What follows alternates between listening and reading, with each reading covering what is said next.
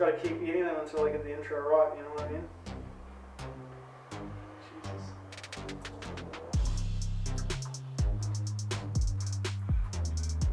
Still good.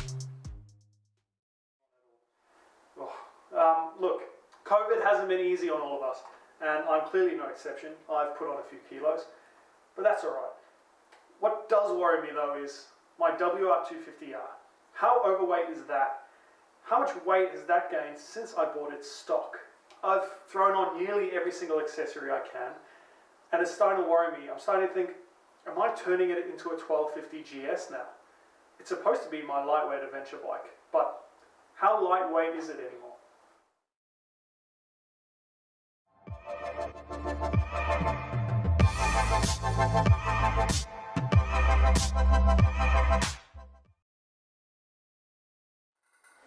Okay, so some of you might have noticed that I put a poll up on YouTube basically asking you guys to guess what weight you thought my WR250R is fully fueled. And I think it was anywhere from 135 up to 160 kilograms. 160 maybe like 330 pounds or something around there.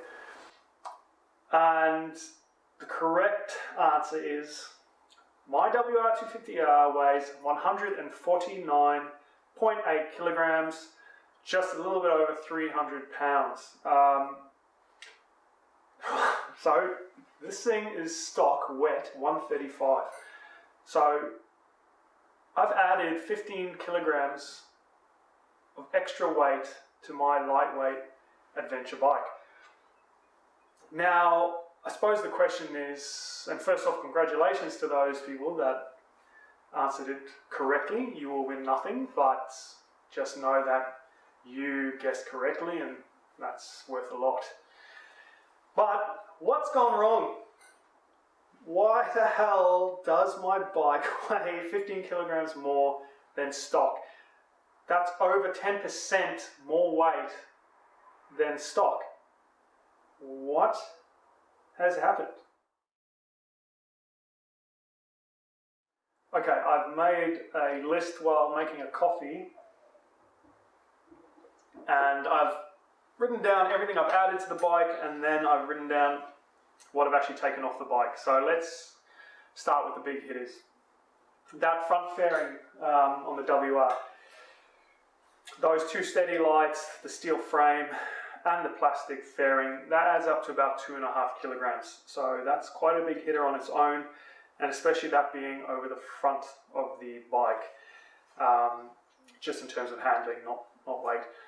The second and the biggest hitter is the 18-litre IMS tank. So when that's fully fueled, compared to the stock 8-litre capacity fuel tank, that's 10 litres extra, and with the density, that's about 7.5 kilograms extra weight and fuel I will carry when this thing's fully fueled.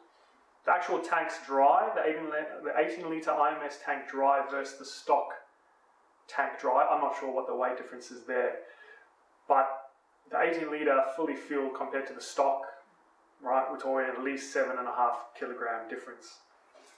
Now I'm just going to rail off all the other smaller things that I've added that will be adding weight. We've got the Krieger recovery straps front and rear. We've got the concept seat, steg pegs, bark busters, bash plate and radiator guard, rear disc protector, larger foot pegs, brake snake, heavy duty tubes front and rear, rim locks front and rear, the wheel weights that counterbalance those. I've also got extra levers hidden for the clutch and brake on the bike. I've got extra spark plug and fuel line. I also run a front fender brace for when I put my tools on the front fender. And recently I've added the fuel programmer. So if we just look at the front fairing and the 18-litre IMS tank, that's 2.5 kilograms to the front fairing, and in extra fuel, that's 7.5 kilograms. So just the front fairing and the extra fuel capacity, that's 10 kilograms added onto this bike. So if we look at what it is originally, at 150 fully fueled, if I had to take the fairing off and the 18-litre IMS, I'd be down to 140, so roughly 5 kilograms heavier than stock. And that sounds sort of good, but what's actually really bad is I've taken the rear foot pegs off this bike. I've put on an exhaust, the FMF exhaust, which is far lighter. I've removed all the environmental crap, so that's the exhaust flapper, the airbox flapper, the AIS system. It's got a tail tidy, and recently the original battery died, so I put in a lithium battery.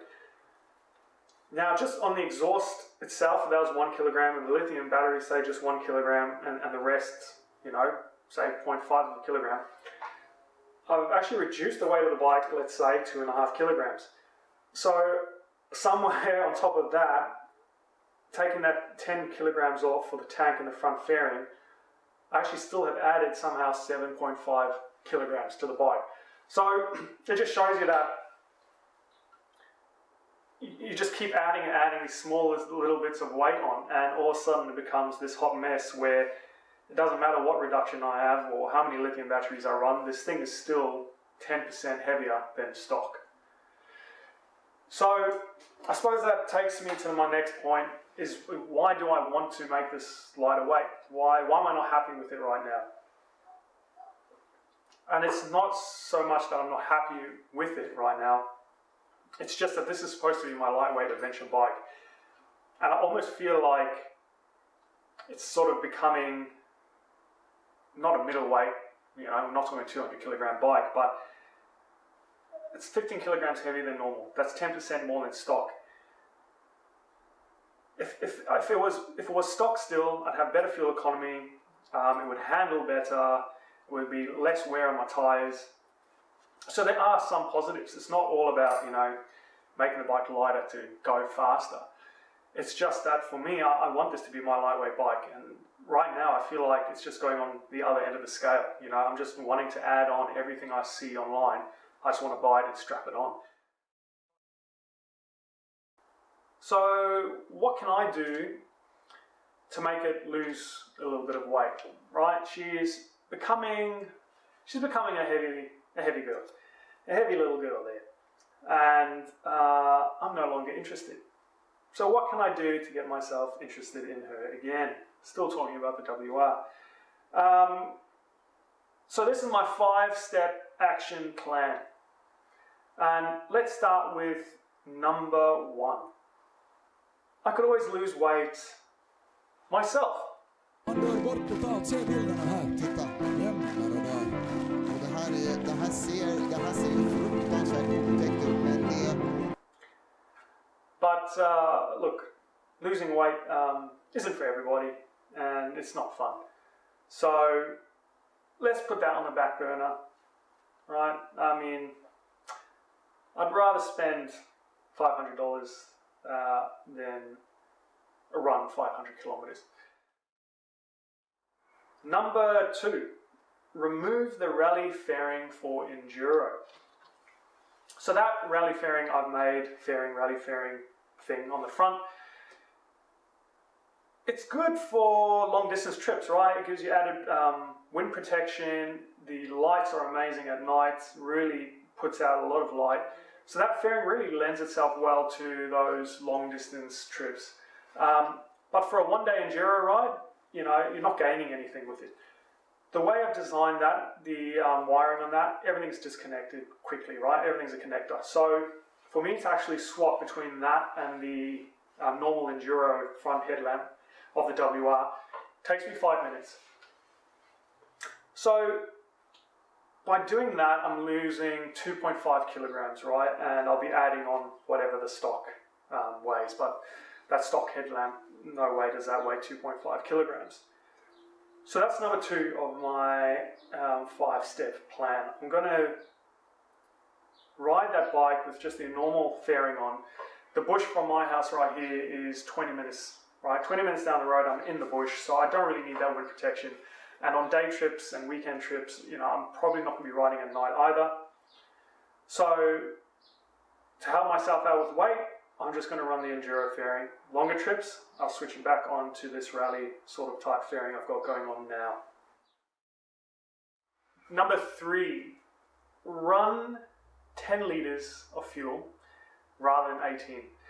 Now that may seem logical, but there's many times during a trip or coming back from a trip where you just fill the tank up completely, you don't know, when the next fuel stop's going to be or things like that, right? So I don't really make a conscious effort to run 10 litres or less fuel in that tank. Whenever I go to a fuel station, I just top it up all the way, because then I know I'll probably get a good few rides out of it, because that range is 400 kilometres. But if I'm doing a day trip, I know only 200 kilometres,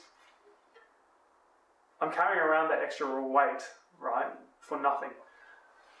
So my plan is to only ever run 10 litres maximum in this bike, unless I know for sure there's not going to be fuel stations, or if it's a week-long trip, we're doing a long-distance desert trip, then I'll, adjust. But from now on, I'm just going to run 10 litres. And I've got my markings right now, it is roughly at around 10 litres. And it also keeps the weight lower now than compared to the stock tank. The stock tank would hold it up a bit higher. So that's probably one of the other big hitters, because by taking off that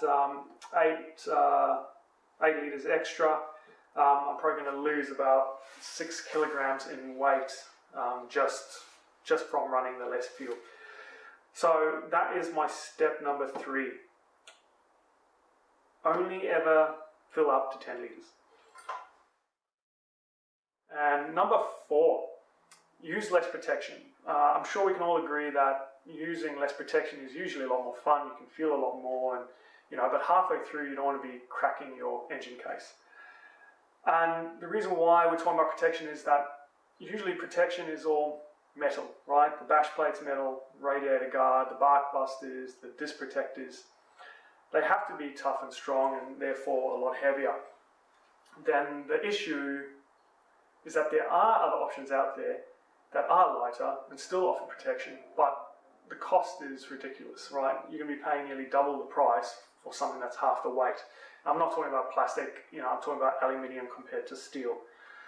So I suppose my number 4 step is more of an open-ended question for myself, whether I want to go down that route of spending quite a lot more money for lighter weight protection just to reduce my weight by, I don't know, maybe 250 grams, 500 grams, but spend maybe $400.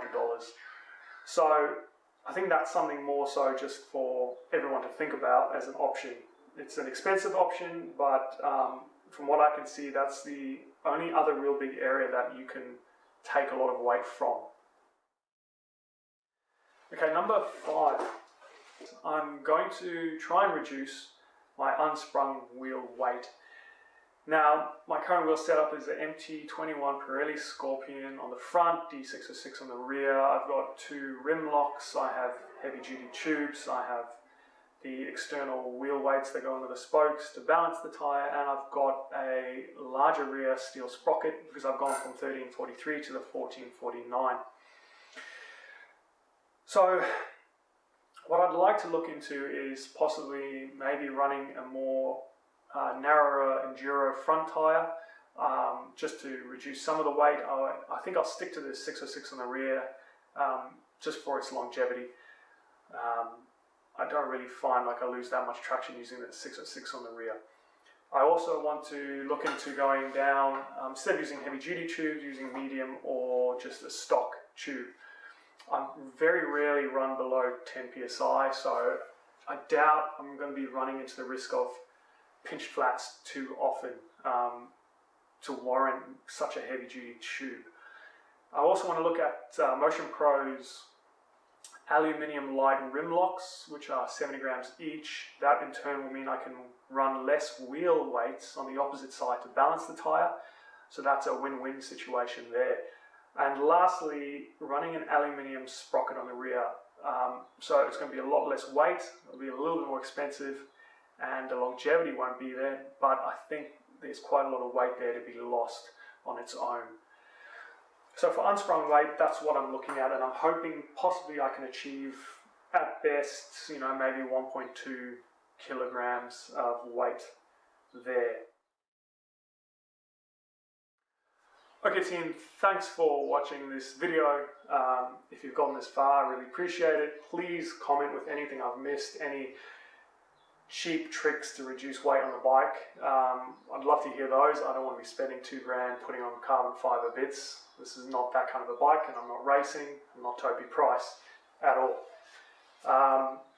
Some say I'm as ugly as him, but no way do I have as much skill as him. Anyway, this bike's going to be out of action for at least a month. I'm finally getting a modification done to this that I've been wanting to do for a while. If you watch my review, 1 year review of this video, you'll pretty much be able to guess what that modification is. It'll be single-handedly the most expensive modification I've done to this bike, but it will bring me the most amount of pleasure.